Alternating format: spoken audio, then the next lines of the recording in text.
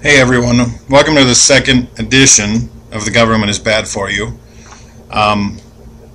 Yesterday, for my first edition, I briefly talked about the word patriot, kind of what my goals for doing these videos are, and kind of where I think we can go with this. Today what I'd like to talk about is statism in Washington. Now what I mean by statism in Washington is I'm not talking about Washington, D.C.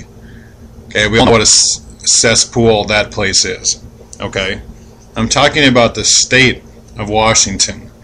Now, for me, I travel for business. Okay, I run my own business. I have for a couple of years now, and especially during the summer months, I travel all over the country. And like I mentioned yesterday in the first video, that I've done a lot of self-educating to gain knowledge over the last few years about some of the things that are happening.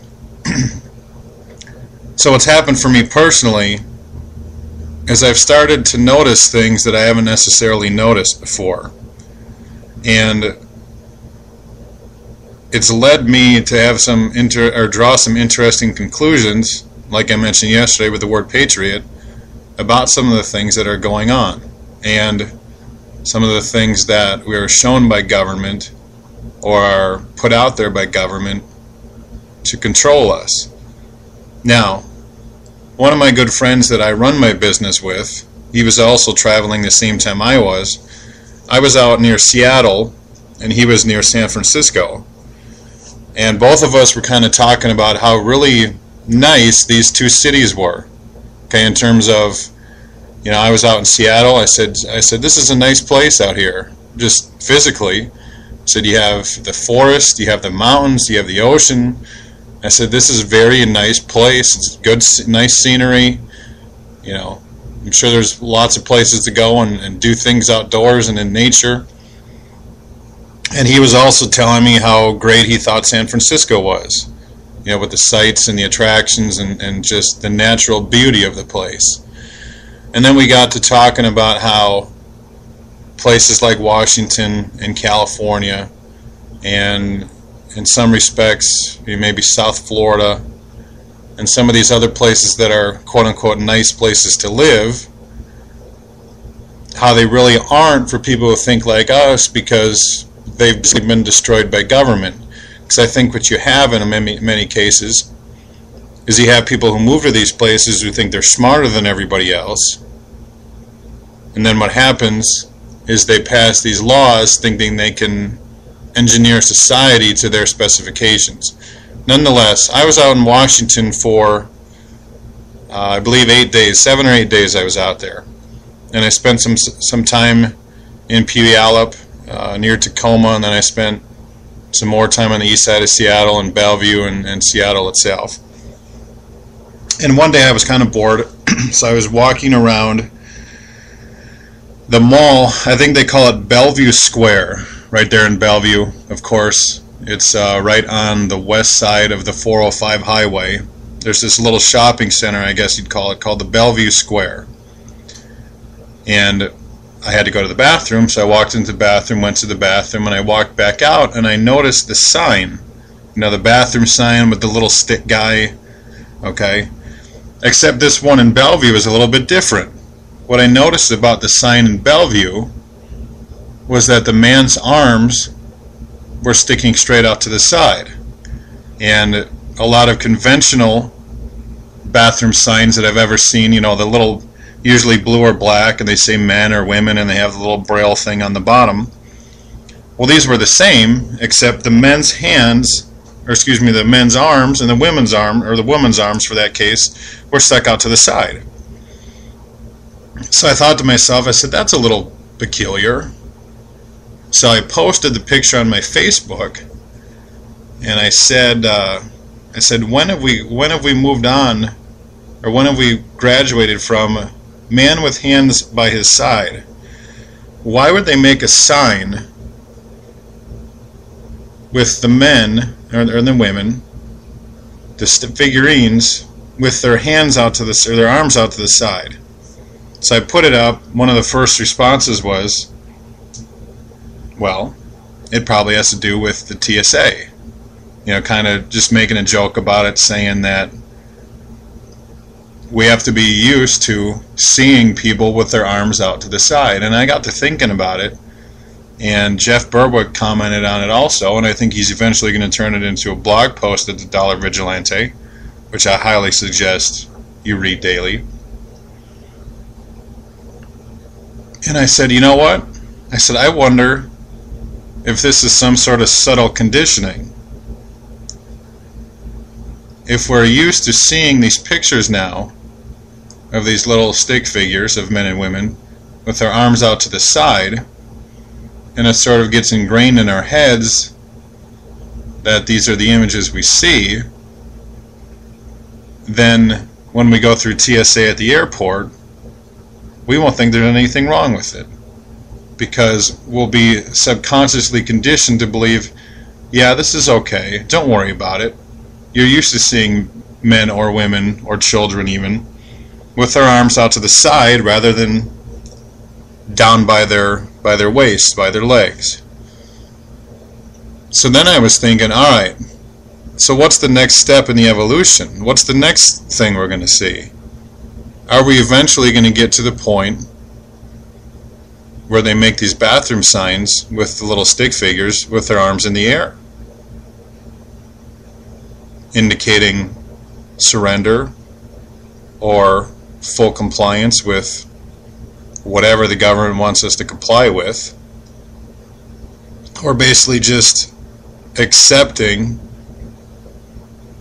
the dictates and mandates of our government? Alright, so that's the first issue I had. I don't know what Jeff's going to do with this, but I thought it was very interesting nonetheless, and eventually he did too.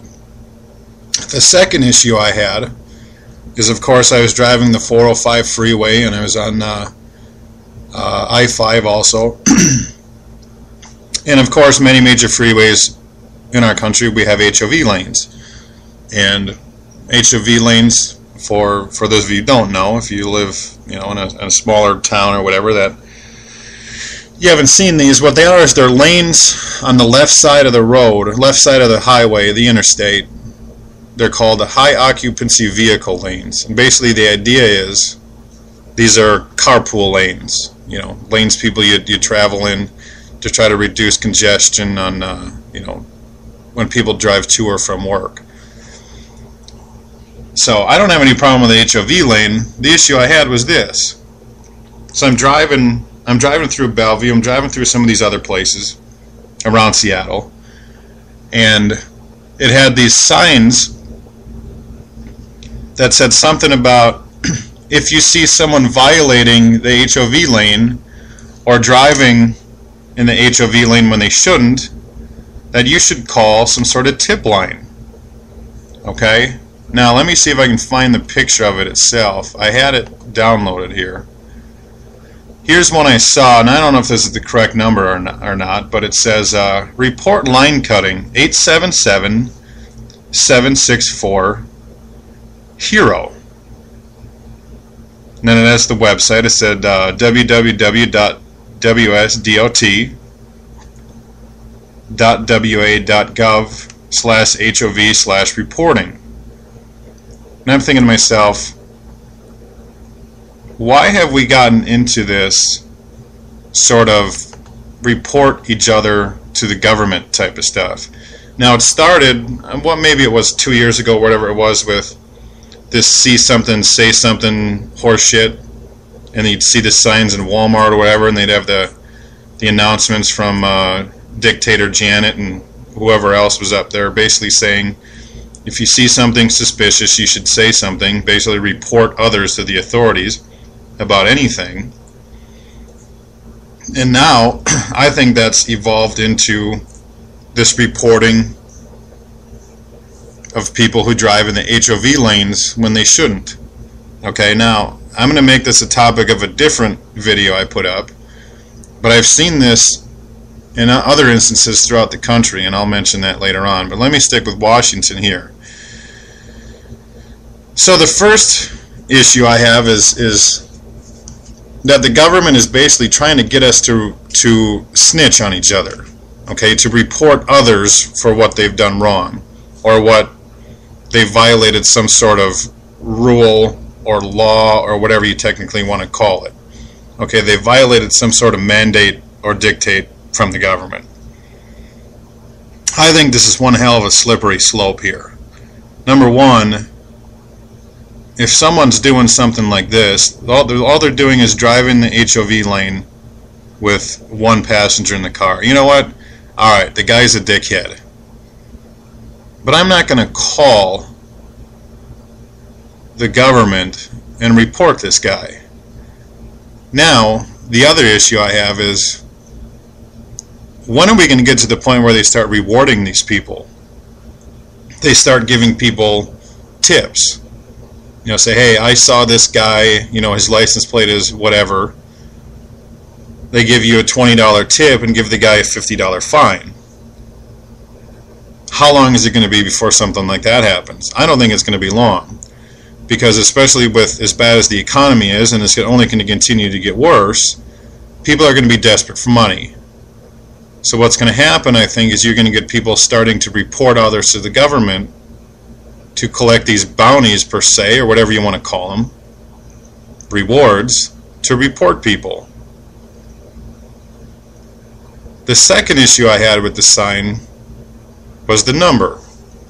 Alright?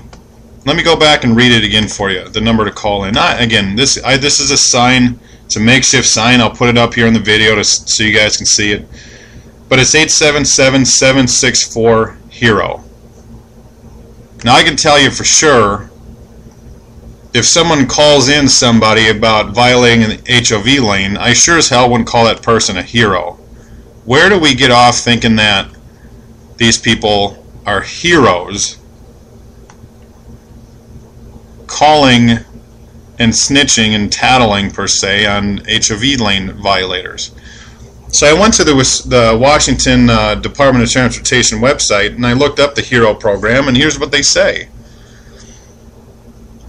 It says the H.E.R.O program helps the Washington State Department of Transportation educate HOV and HOT lane violators and ferry line cutters on the purposes, rules, and benefits of these freeway lanes and ferry lines. We started the program in 1984, I think that's pretty damn ironic, as a way to encourage drivers to self-enforce HOV lane rules. It is now a nationally recognized program which has served as a role model for similar programs in other states. We expanded the program to include ferries in 2010. And it says, here's how the H.E.R.O program works.